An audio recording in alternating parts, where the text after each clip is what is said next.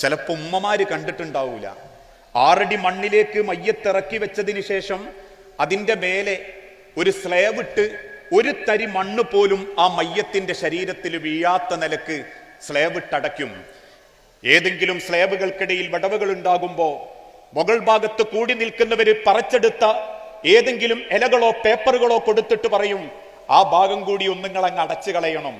എല്ലാ ഭാഗങ്ങളും അടച്ച് ആ കബർ കളച്ചവൻ മണ്ണിൽ പുരണ്ട ശരീരവുമായി ആ കബറിൽ നിന്ന് മുകളിലേക്ക് കയറുമ്പോ ഒരു ഭാഗത്ത് നിന്നും ഒരാൾ ചൊല്ലിത്തുടങ്ങും, ആ മയ്യത്തിനുള്ള അവസാനത്തെ യാത്രയപ്പ് ഈ ലോകത്ത് ജീവിച്ചിരിക്കുന്ന അടിമകൾക്ക്, ആ കബർ കിടക്കുന്ന ആളുകൾക്ക് കൊടുക്കാനുള്ള ഏറ്റവും മനോഹരമായ ഒരു യാത്ര. അല്ലാഹുമ്മ സബ്ബിതുഹു ഇൻദ സുആൽ, അല്ലാഹുമ്മ അൽഹിംഹുൽ ജവാബ്, അല്ലാഹുമ്മ ജാഫിൽ ഖബ്റ അൻ ജംബി, അല്ലാഹുമ്മ ഇഗ്ഫിർ ലഹു വർഹംഹു, അല്ലാഹുമ്മ ആമിൻഹു മിൻ കുല്ലിൽ ഫസ. ഇന്നല്ലെങ്കിൽ നാളെ ഞാനും നിങ്ങളും ഇവിടം വിട്ടുപോകും. ലോകം ഇത്രയേറെ പുരോഗമിച്ചിട്ടുണ്ടെങ്കിലും, ഓരോരുത്തരുടെ കൈകളിൽ കോടിക്കണക്കിന് പണമുണ്ടെങ്കിലും, 1000 സ്വപ്നങ്ങൾ മനസ്സിൽ കൊണ്ടു നടക്കുന്നവരാണ് നമ്മളെങ്കിലും, റബ്ബ് നിശ്ചയിച്ച സമയം, റബ്ബ് നിശ്ചയിച്ച രീതിയിൽ ഈ ലോകത്ത് നിന്നും ഞാനും നിങ്ങളും തിരിച്ചു പോകും. അള്ളാഹു വിശുദ്ധ ഖുർആനിലൂടെ ആവർത്തിച്ച കാര്യം ബോധ്യപ്പെടുത്തി. വലൻ യുഅഖിറല്ലാഹു നഫ്സൻ ഇദാ ജാഅ അജലുഹാ, തീർച്ചയായും നിങ്ങൾക്ക് ഓരോരുത്തരുടെയും സമയം എത്തിക്കഴിഞ്ഞാൽ ഒരൽപ്പം മുന്തിക്കുകയോ പിന്തിക്കുകയോ ചെയ്യാതെ ഈ ലോകത്ത് നിന്നും തിരിച്ചു പോകേണ്ടവനാണ് നമ്മളെല്ലാവരും. സഹോദരങ്ങളെ, ആ തിരിച്ചു പോകുന്ന യാത്രയെക്കുറിച്ച് എപ്പോഴെങ്കിലും നമ്മൾ ചിന്തിച്ചു നോക്കിയിട്ടുണ്ടോ?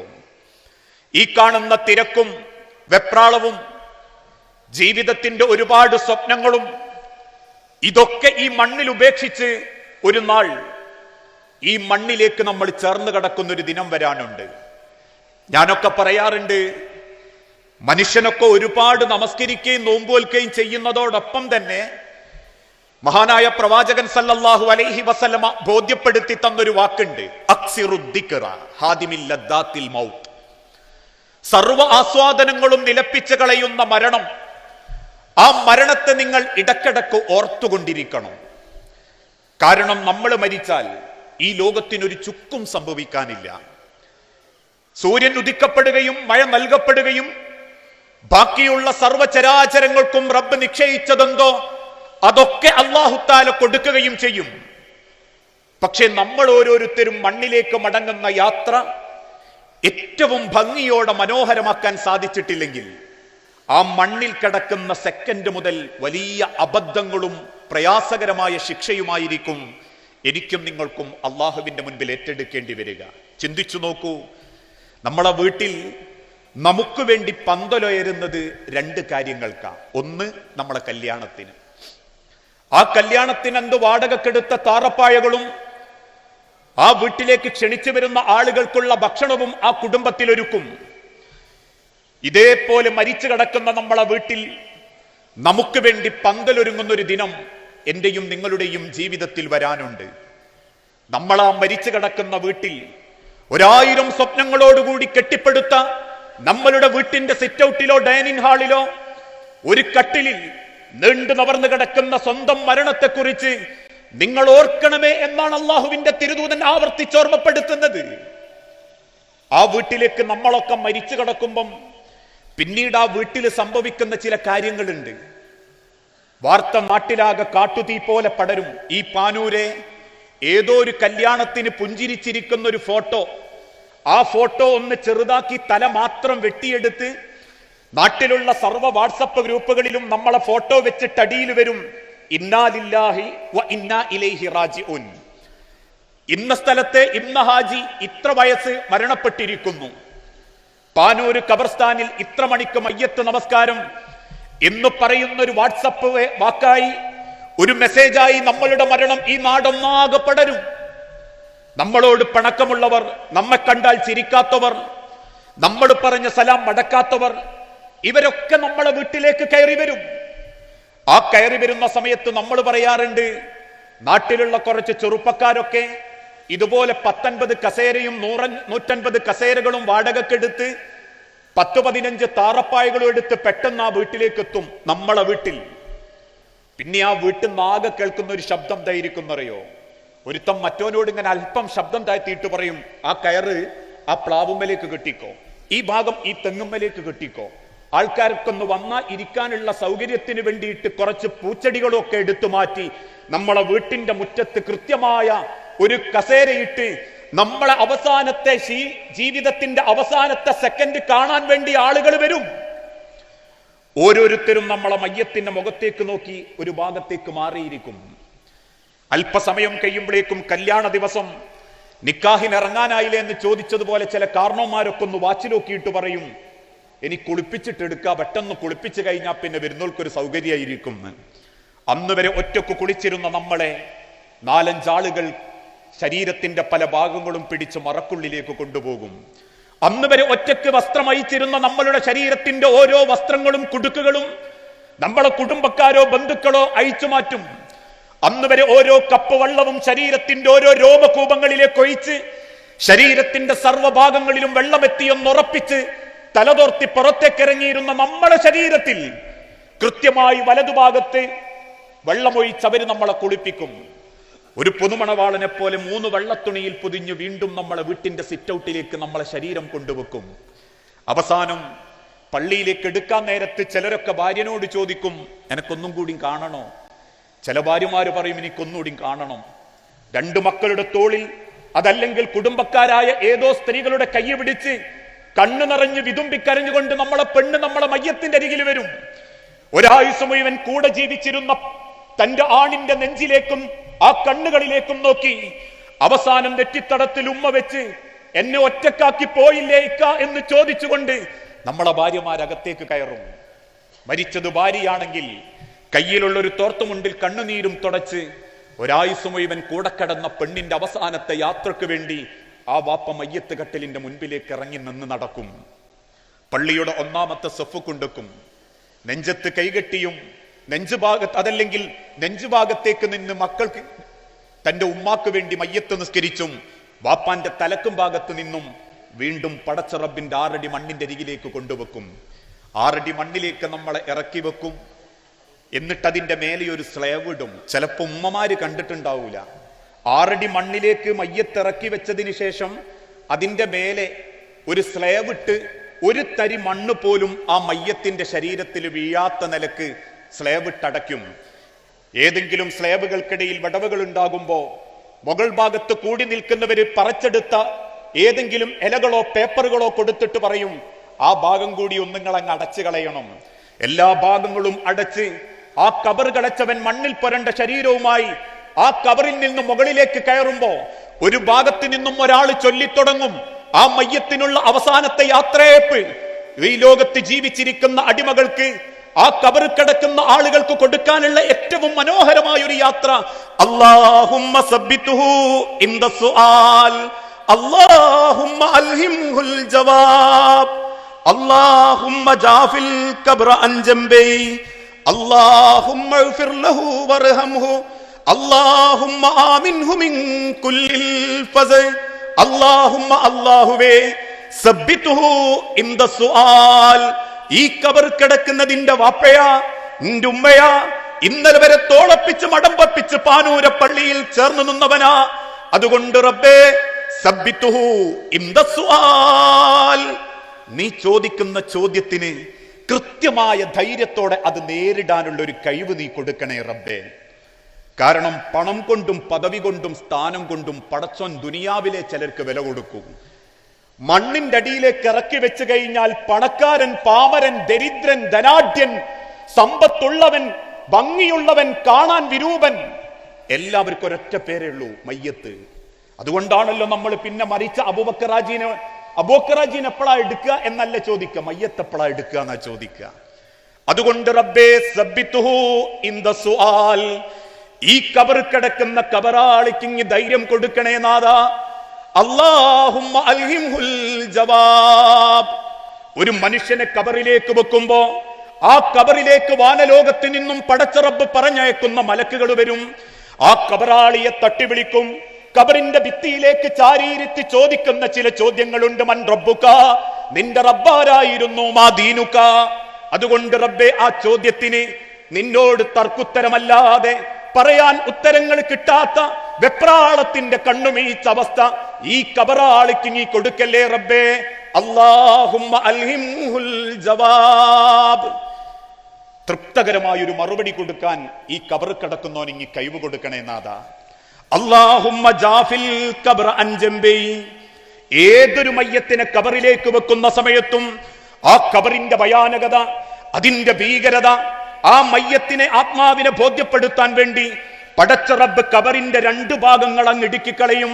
തന്റെ മരണത്തിന്റെ തൊട്ടുമുൻപ് മദീന പള്ളിയുടെ മിമ്പറിന്റെ മുകളിൽ കയറി തന്റെ സഹാബത്തിന് ഖുതുബ കൊടുക്കുന്ന ലോകത്തിന്റെ പ്രവാചകൻ, ആ പ്രവാചകൻ സല്ലല്ലാഹു അലൈഹി വസല്ലമ മിമ്പറിന്റെ മേലെ നിന്ന് കണ്ണു നിറഞ്ഞ് താടിരോമങ്ങൾക്കുള്ളിലൂടെ കണ്ണുനീരൊലിപ്പിച്ച് മുൻപിലിരിക്കുന്ന ആയിരക്കണക്കിന് സഹാബത്തിന് കാണിച്ചു കൊടുത്തു. സഹാബത്തെ, ആ കബറിലേക്ക് വെക്കുന്ന സമയം, ആ കബറാളിയുടെ 2 ഭാഗങ്ങളും പടച്ചറബ് ഇടുക്കിക്കളയുന്ന സമയം, എന്നിട്ട് കൈന്റെ 2 കൈവരലുകൾ കോർത്തുപിടിച്ച് സഹാബത്തിന് കാണിച്ചു കൊടുത്തു. അല്ലാഹുമ്മ ജാഫിൽ ഖബ്റ അൻ ജംബി.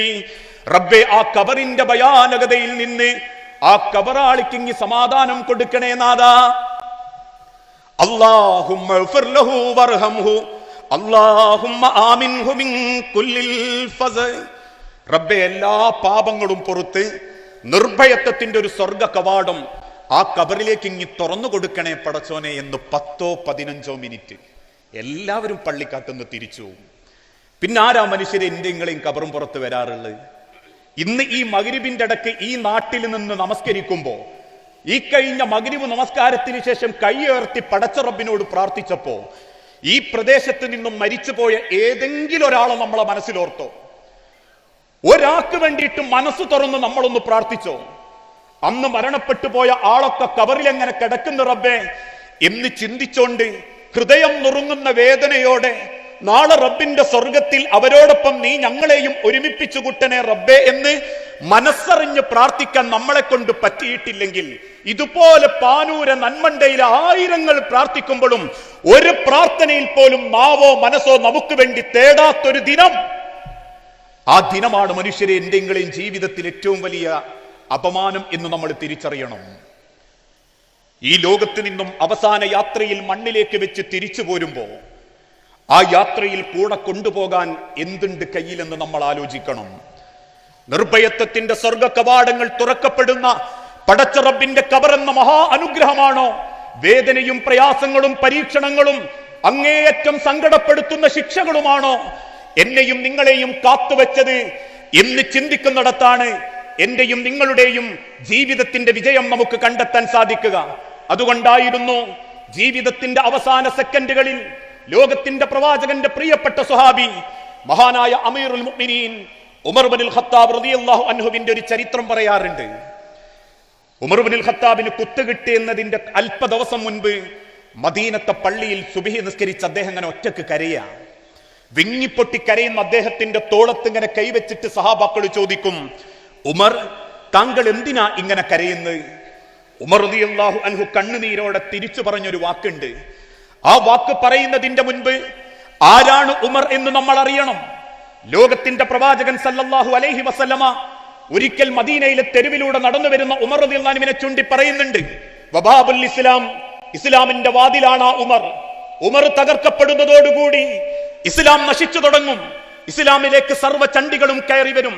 ഭരണമേറ്റെടുത്ത അന്ന് മുതൽ യൂഫ്രട്ടീസ് നദിയുടെ തീരത്ത് ഒരൊട്ടക കുഞ്ഞങ്ങാനും വെള്ളം കിട്ടാതെ മരിച്ചാൽ ഞാൻ എന്റെ റബ്ബിനോട് എന്ത് സമാധാനം പറയുമെന്ന് പേടിച്ച് രാത്രി കാലങ്ങളിൽ തന്റെ ഖജനാവിലെ ഗോതമ്പ് ചാക്ക് തോളിലെടുത്ത് മക്കയിലെ മദീനയിലെ പ്രാന്ത പ്രദേശങ്ങളിലെ സാധുക്കളായ സഹാബാക്കൾക്ക് എത്തിച്ചു കൊടുത്ത് അവരുടെ കണ്ണുകളിലുള്ള കണ്ണുനീര് തുടച്ച മഹാനായ അമീറുന സയ്യിദുന ഉമർ ഇബ്നുൽ ഖത്താബ് റളിയല്ലാഹു അൻഹു ലോകത്തിന്റെ റസൂലുള്ളാഹി സ്വല്ലല്ലാഹു അലൈഹി വസല്ലമ മദീനത്തെ പള്ളിയിൽ വെച്ച് വീണ്ടും ഒരിക്കൽ പറഞ്ഞു, ഉമറേ, നീ എങ്ങാനും ഒരു വഴിയിലേക്ക് ഇറങ്ങിയാൽ, നീ എങ്ങാനും ഒരു പാതയിലേക്ക് ഇറങ്ങിയാൽ ആ വഴിയിൽ പിശാച് പോലും വരാൻ മടിക്കും ഉമർ.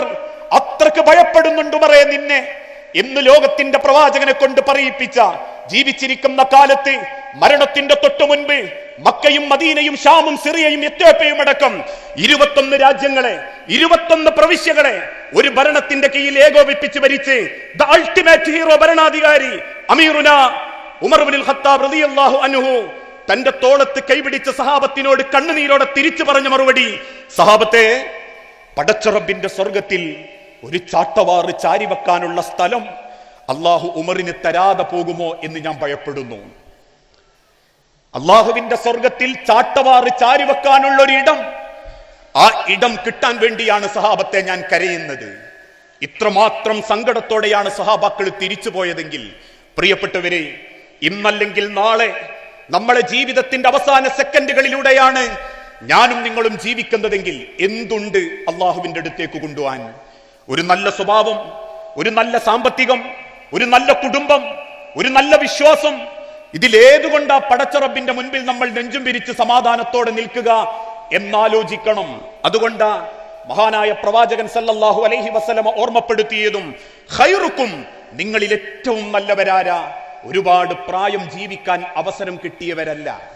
ഇന്ന് ചില വാപ്പാരോടൊക്കെ ചോദിക്കും എന്തൊക്കെയാ വിശേഷം എന്ന് ചോദിക്കുമ്പോ ചില വാപ്പയുമ്മയൊക്കെ പറയും, അൽഹംദുലില്ലാ 75 വയസ്സായി, 4 മക്കളുള്ളതിനെയൊക്കെ കെട്ടിച്ചു, പേരക്കുട്ടികളായി, പേരക്കുട്ടിക്ക് വീടായി, മൂത്തോന്റെ മക്കളാണ് കഴിഞ്ഞ SSLCക്ക് ഇത്ര ടാങ്ക് വാങ്ങിയത്, ഇത്ര ഡിഗ്രി വാങ്ങിയത്, ഇതൊക്കെ തന്നെ പോരെ, പടച്ചോൻ ഇത്രയും നീട്ടിത്തന്നില്ലേ, ഇതൊക്കെ വലിയ കിട്ടലല്ലേ എന്ന് ചോദിക്കുന്ന ചിന്തിക്കുന്ന മാതാപിതാക്കളെ, വയസ്സ് കൂടുതൽ കിട്ടലല്ല പുണ്യം. തന്റെ പ്രായത്തിനനുസരിച്ച് പടച്ച റബ്ബിന്റെ കോടതിയിലേക്ക് കൊണ്ടുപോകാനുള്ള കർമ്മങ്ങൾ ഉണ്ടാവണം, അമലുകൾ ഉണ്ടാവണം. എന്റെ ആയുസ് നീട്ടിത്തന്ന റബ്ബിനോട് എനിക്കുള്ള ബാധ്യത, എന്റെ ആയുസിന്റെ വലുപ്പത്തിനനുസരിച്ച് എനിക്കെന്റെ റബ്ബിന്റെ മുൻപിൽ എന്റെ ചോദ്യം എളുപ്പമാക്കണം. എത്ര കാലം ജീവിച്ചു എന്നുള്ളതല്ല, ജീവിച്ച കാലം കൊണ്ട് എത്ര നമുക്ക് അള്ളാന്റെ കോടതിയിലേക്ക് സമ്പാദിക്കാൻ പറ്റി എന്ന ചിന്തയാണ് ജീവിതത്തിന്റെ ലക്ഷ്യം. അതേ ഉള്ളൂ കൂടെ, അതേ ഉണ്ടാകൂ കൂടെ. പലപ്പോഴും ഞാൻ എന്റെ പ്രസംഗത്ത് പറയാറുണ്ട്, ഈ ഇരിക്കുന്ന രക്ഷിതാക്കളിൽ പലർക്കും ആരും അറിയാതെ കൊണ്ടുവെക്കുന്ന ബാങ്ക് ബാലൻസുകൾ ഉണ്ടാവും. പലർക്കും റോഡ് വക്കിലും അല്ലാതെയും വാങ്ങിക്കൂട്ടിയ 10ഉം 20ഉം 50ഉം സെന്റുകൾ സ്ഥലമുണ്ടാകും. ഈ ഇരിക്കുന്ന മാതാക്കളിൽ പലർക്കും രഹസ്യമായി ബാങ്ക് ലോക്കറുകളിൽ വെച്ച സ്വർണ്ണാഭരണങ്ങൾ ഉണ്ടാവും. ഉമ്മമാരെ, നാളെ മറ്റന്നാള് മരിച്ചു കിടക്കുമ്പോ അയച്ചെടുക്കാൻ പറ്റുന്ന സർവ്വതും നിങ്ങളെ ശരീരത്തിൽ നിന്നും അയച്ചെടുക്കും. മോഹിച്ചു വാങ്ങിയ വളകൾ, ഊരിയാൽ കിട്ടാത്ത മോതിരങ്ങൾ, തന്റെ കഴുത്തിലും കാലിലും തന്റെ അരയിലുമടക്കം, എന്തിനേറെ ചെവിയുടെ മുകളിലേക്ക് ചിറ്റാക്കി കുത്തപ്പെട്ട 6ഉം 7ഉം ചിറ്റിന്റെ കുത്തുകളാണെങ്കിൽ പോലും ഒരു കാത്തരി പൊന്നുപോലും നിങ്ങളെ ശരീരത്തിൽ ചേർത്ത് വെക്കാതെയാ 6 അടി മണ്ണ് കൊണ്ടുവച്ച് പടച്ചോന്റെ അടുത്തേക്ക് ഏൽപ്പിച്ചു പോരുന്നേ. അതുകൊണ്ട് തന്നെ അവസാനത്തെ യാത്ര എത്ര മനോഹരമാക്കി അള്ളാഹുവിന്റെ മാർഗത്തിൽ സമ്പാദിക്കാനുണ്ട് എന്ന് നമ്മൾ ചിന്തിക്കണം. അതുകൊണ്ടാണല്ലോ ഇസ്ലാമിക ചരിത്രത്തിൽ ഒരിക്കലും മറക്കാനാവാത്തൊരു ചരിത്രമുണ്ട്. നബി സല്ലല്ലാഹു അലൈഹി വസല്ലമ ആദ്യമായി മദീനയിലേക്ക് ദഅവത്തിനയച്ചത് മിസ്അബ് റളിയല്ലാഹു അൻഹുവിനെയായിരുന്നു. എന്റെ വാക്കുകൾക്കുന്ന ചെറുപ്പക്കാരോടും കൂടിയാ. ഇന്ന് ആധുനികത, ലിബറലിസം തലക്ക് പിടിച്ച് പരക്കം പാഞ്ഞുകൊണ്ടിരിക്കുക.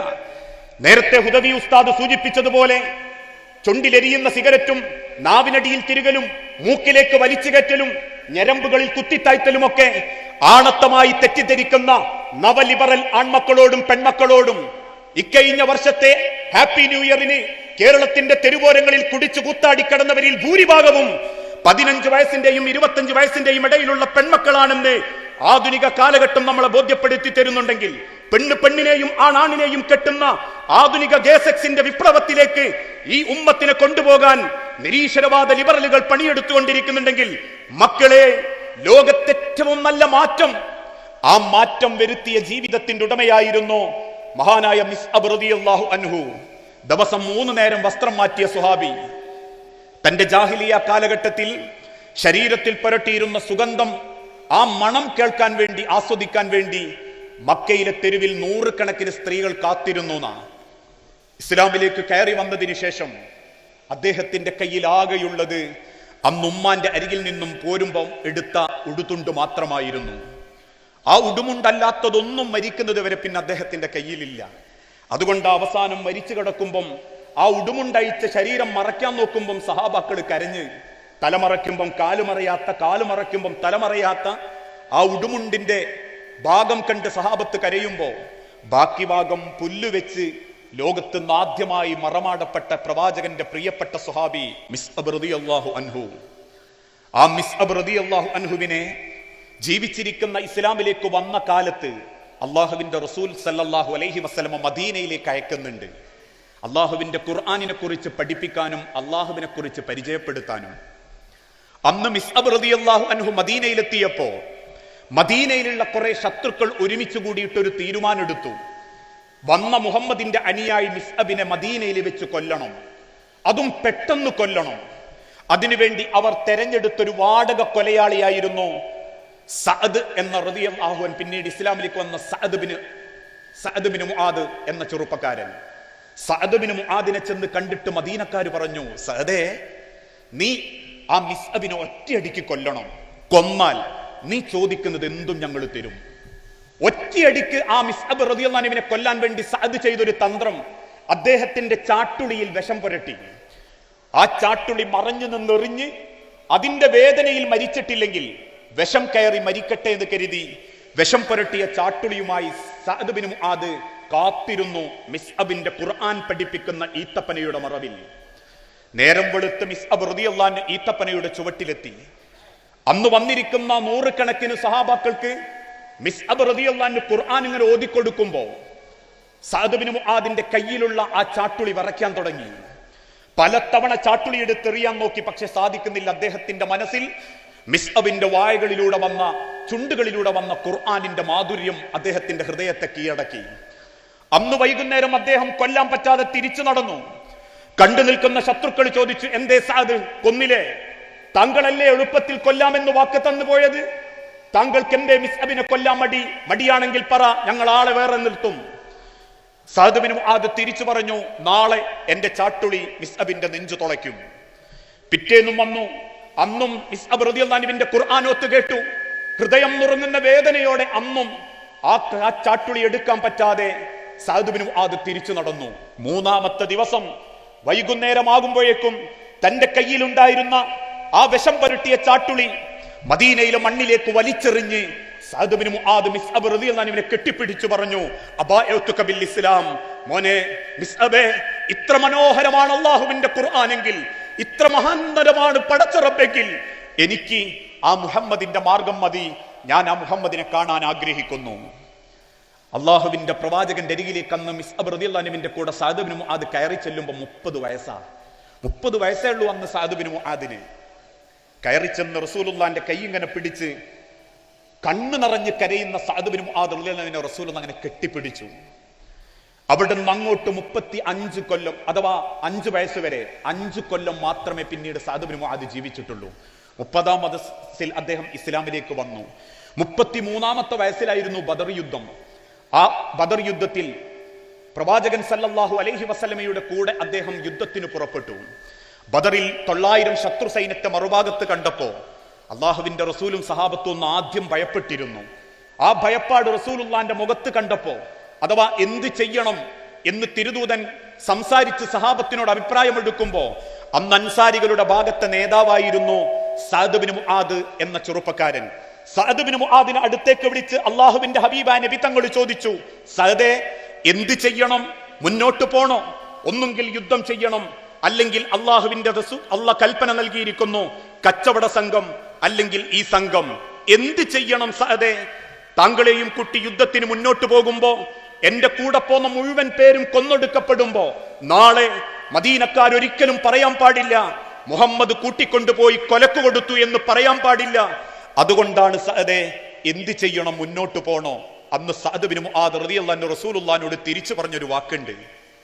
ബദറിന്റെ മണൽത്തരികളിൽ പോലും കോരിത്തെരിപ്പിച്ച ആ മറുപടി ഇങ്ങനെയായിരുന്നു, റസൂലേ, സഅദിന്റെ കഴുത്തിന്റെ മുകളിലേക്ക് തല അവിടെ കാണാതിരിക്കുകയും സഅദിന്റെ മയ്യത്തിൽ നിന്ന് കഴുകന്മാര് മാംസം കൊത്തിവലിക്കുന്നത് കണ്ടാൽ ആ സമയം വരെ താങ്കളുടെ മുന്നിൽ ഈ സഅദ് ഉണ്ടാകും. എന്റെ തലക്ക്, അല്ലെങ്കിൽ എന്റെ കഴുത്തിന്റെ മുകളിലേക്ക് തല കാണുന്നില്ലെങ്കിൽ താങ്കൾ ഓടിക്കോ നബിയെ, എന്റെ അവസാനത്തെ പ്രാണന്റെ ശ്വാസം പിടയുന്നത് വരെ നിങ്ങളെ ഞാൻ കാക്കും നബിയെ എന്ന വാക്ക് കേട്ടപ്പം അള്ളാഹുവിന്റെ പ്രവാചകൻ മനസ്സറിഞ്ഞ് ചിരിച്ച് സഅദ് ബിൻ മുആദിനെ കെട്ടിപ്പിടിച്ചു എന്ന് ഇസ്ലാമിക ചരിത്രം ബോധ്യപ്പെടുത്തുന്നുണ്ട്. അവസാനം തന്റെ 35-ാമത്തെ വയസ്സിൽ ഒരു യുദ്ധത്തിനിടയിൽ സഅദ് ബിൻ മുആദ് റളിയല്ലാഹു അൻഹു വയറിന് വെട്ടുകിട്ടിയ വയറുമായി സഅദ് ബിൻ മുആദിനെ സഹാബാക്കൾ പിടിച്ച് മദീന പള്ളിയുടെ മുറ്റത്ത് കൊണ്ടുവച്ച് കടത്തും. വേദന കൊണ്ട് പൊളയുന്ന സഅദ് ബിൻ മുആദ് റളിയല്ലാഹു അൻഹുവിന്റെ മുഖത്ത് നോക്കി സഹാബത്ത് ചോദിക്കും, സഅദേ, എന്ത് ചെയ്യണം? റസൂലുള്ളാഹിനെ അറിയിക്കണോ? സഹാബാക്കൾ മുഖത്ത് നോക്കി സഅദ് ബിൻ മുആദ് റളിയല്ലാഹു അൻഹു തിരിച്ചു പറഞ്ഞു, വേണ്ട സഹാബത്തെ, എന്നെ മദീനയുടെ പള്ളിയോടൊന്ന് ചാരിക്കടത്തണം. എന്റെ ഹബീബായ നബി തങ്ങൾ സ്വന്തം കൈകൊണ്ട് നിർമ്മിച്ച പ്രവാചകന്റെ പള്ളിയിൽ ചാരിക്കടന്ന് മരിക്കാനാണ് ഞാൻ ആഗ്രഹിക്കുന്നതെന്ന് സഹാബത്തിന്റെ മുഖത്തു നോക്കി പറഞ്ഞപ്പോ സഹാബാക്കൾ സഅദ് ബിൻ മുആദ് റളിയല്ലാഹു അൻഹുവിനെ മദീനത്തെ പള്ളിയോട് ചാരിക്കടത്തി. ആ വിവരമറിഞ്ഞ് തിരുദൂതൻ തന്റെ സ്ഥലത്തു നിന്ന് ഓടിക്കതച്ച് മദീന പള്ളിയുടെ മുറ്റത്തെത്തുമ്പോഴേക്കും ആ പള്ളിയിൽ ചാരിക്കടന്ന് മരിച്ചു കിടക്കുന്ന സഅദ് ബിൻ മുആദിനെ കണ്ടു. സഅദ് ബിൻ മുആദിന്റെ മയ്യത്ത് ഇങ്ങനെ മടിയിൽ വെച്ച് അദ്ദേഹത്തിന്റെ വയറിന്റെ ഭാഗത്ത് കൈകൊണ്ട് തടവുന്ന റസൂലുള്ളാഹി സ്വല്ലല്ലാഹു അലൈഹി വസല്ലമ കരയുന്ന സഹാബാക്കളെ നോക്കി പറഞ്ഞു, കരയല്ലേ സഹാബത്തെ, എന്റെ സഅദിന്റെ മരണ വാർത്ത കേട്ട് റബ്ബിന്റെ സിംഹാസനം പോലും ഒന്ന് പ്രകമ്പനം കൊണ്ടിട്ടുണ്ട്. അതൊരു പ്രയോഗ. എന്നിട്ട് ആ സഅദ് ബിൻ മുആദ് റളിയല്ലാഹു അൻഹുവിന്റെ മയ്യത്തെടുത്ത് മറമാടുന്ന പറമ്പിലെത്തി. 6 അടി മണ്ണിലേക്ക് സഅദ് ബിൻ മുആദിനെ വെച്ച് 3 പിടി മണ്ണ് വാരിയിട്ട് സഅദ് ബിൻ മുആദിന് തസ്ബീത്ത് ചൊല്ലിക്കൊടുക്കുന്നതിനിടയിൽ ആകാശത്തേക്ക് നോക്കി അതുവരെ കരഞ്ഞ അള്ളാഹുവിന്റെ റസൂൽ പുഞ്ചിരിച്ചുകൊണ്ട് ആകാശത്തേക്ക് ഇങ്ങനെ നോക്കാൻ തുടങ്ങി. കണ്ടു നിൽക്കുന്ന സഹാബാക്കൾ അതിനുശേഷം ചോദിച്ചു, റസൂലേ, നിങ്ങൾ എന്തിനാ ആദ്യം കരഞ്ഞതും പിന്നെ ചിരിച്ചതും?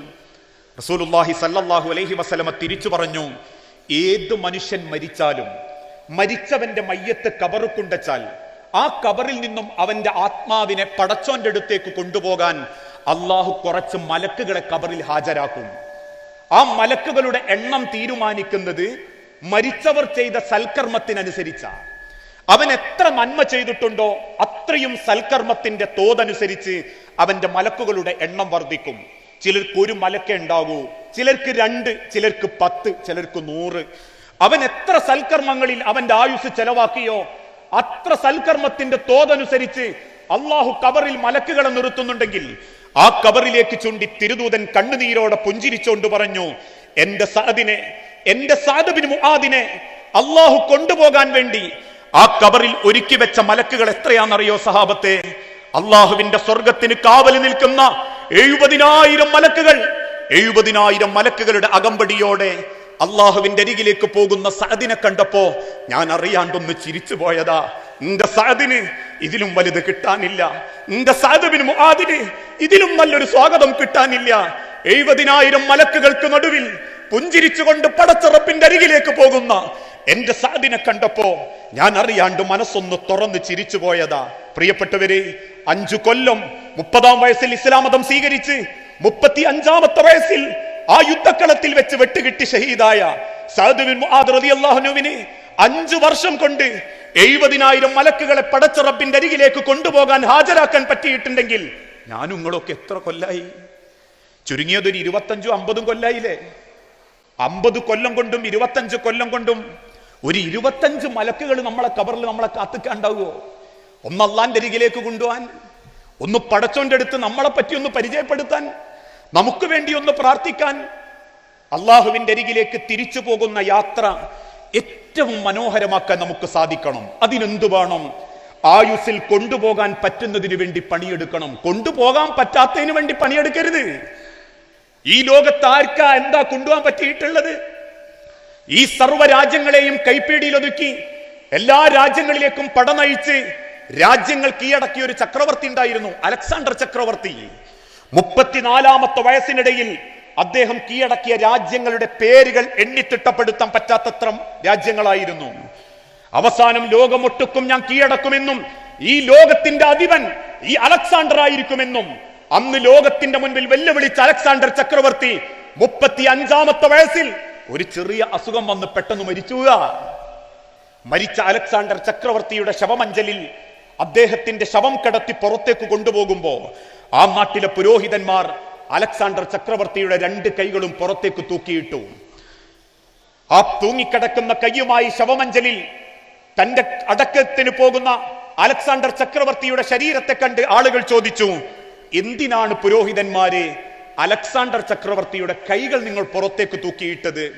അന്ന് ആ നാട്ടിലെ പുരോഹിതന്മാര് പറഞ്ഞു, ലോകം വെട്ടിപ്പിടിച്ചിട്ടും നാടായ നാടുകളൊക്കെ പടനയിച്ച് കാൽക്കീഴിലാക്കിയിട്ടും അവസാനത്തെ യാത്രയിൽ അലക്സാണ്ടർ ചക്രവർത്തിയുടെ കൈകളിൽ ഒരു തരി മണ്ണില്ലെന്ന് ലോകത്തെ ബോധ്യപ്പെടുത്താൻ അവസാന യാത്ര ഏറ്റവും മനസ്സമാധാനത്തോടെയാക്കാൻ സാധിച്ചിട്ടില്ലെങ്കിൽ ഈ ലോകത്തുള്ള ജീവിതം വെറുതെയായിപ്പോയി എന്ന് ഈ മാലോകരെ ബോധ്യപ്പെടുത്താൻ വേണ്ടി കൊന്നു തള്ളിയും പിടിച്ചടക്കിയും നേടിയെടുത്ത മൺതരികളിൽ നിന്നോ സമ്പത്തിൽ നിന്നോ ഖജനാവിൽ നിന്നോ സ്വർണ്ണ കൂമ്പാരങ്ങളിൽ നിന്നോ മറ്റേതെങ്കിലും നിധി കുമ്പാരങ്ങളിൽ നിന്നോ ഒരു തരി പോലും കൊണ്ടുപോകാൻ പറ്റാത്തതായിരുന്നു അലക്സാണ്ടറിന്റെ അവസാനത്തെ യാത്രയെന്ന് ലോകത്തെ ബോധ്യപ്പെടുത്തി കൊടുക്കാനാ കൈകൾ ഞങ്ങൾ ശവമഞ്ചലിന്റെ പുറത്തേക്കിട്ടതെന്ന് ആ കാലഘട്ടത്തിലെ പുരോഹിതന്മാർ പറയുന്നുണ്ടെങ്കിൽ, പ്രിയപ്പെട്ടവരെ, മിൻഹാ ഖലഖനാകും വഫീഹാ നുഈദുകും വമിൻഹാ നുഖ്രിജുകും താറത്തൻ നുഖറാ.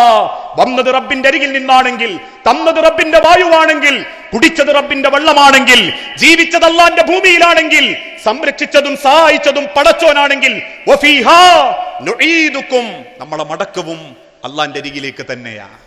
ആ മടങ്ങിപ്പോകുന്നതിന്റെ മുൻപ് നമുക്ക് വേണ്ടത് നമ്മൾ കണ്ടെത്തിയേ മതിയാകൂ.